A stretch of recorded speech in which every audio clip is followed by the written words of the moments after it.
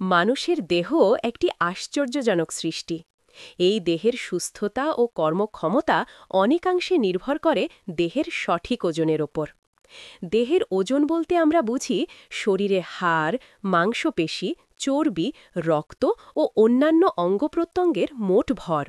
একজন মানুষের বয়স, উচ্চতা, লিঙ্গ ও শারীরিক গঠনের ওপর দেহের ওজন ভিন্ন ভিন্ন হতে পারে। সঠিক ওজন বজায় রাখা সুস্থ জীবনের অন্যতম শর্ত।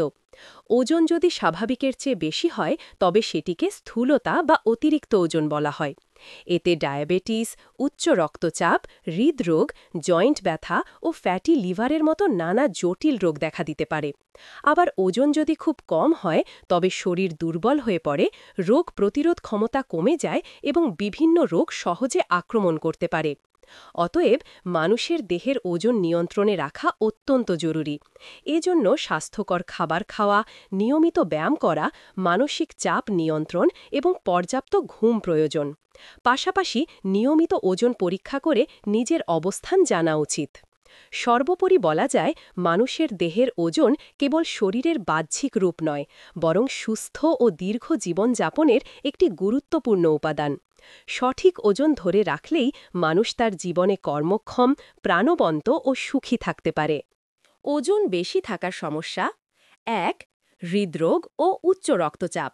অতিরিক্ত চর্বি রক্তচাপ বাড়ায়, হৃদরোগ ও স্ট্রোকের ঝুঁকি বাড়ায়। ২. Diabetes type 2। স্থূলতার কারণে ইনসুলিন রেজিস্ট্যান্স হয়। ৩. কোলেস্টেরল সমস্যা। ভালো এইচডিএল কমে যায়, খারাপ এলডিএল ট্রাইগ্লিসারাইড বেড়ে যায়। ৪.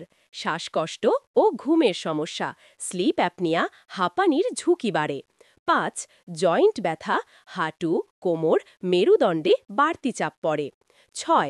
লিভারের সমস্যা, ফ্যাটি লিভার হতে পারে। ৭.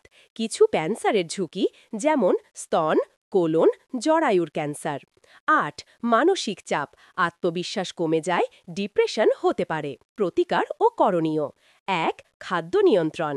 ক. ভাজাপোড়া, মিষ্টি, সফট ড্রিঙ্ক কমাতে হবে। খ.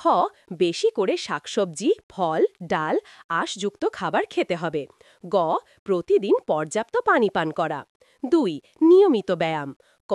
হাঁটা, দৌড়, সাইক্লিং, সাঁতার, যোগ ব্যায়াম করতে হবে। খ.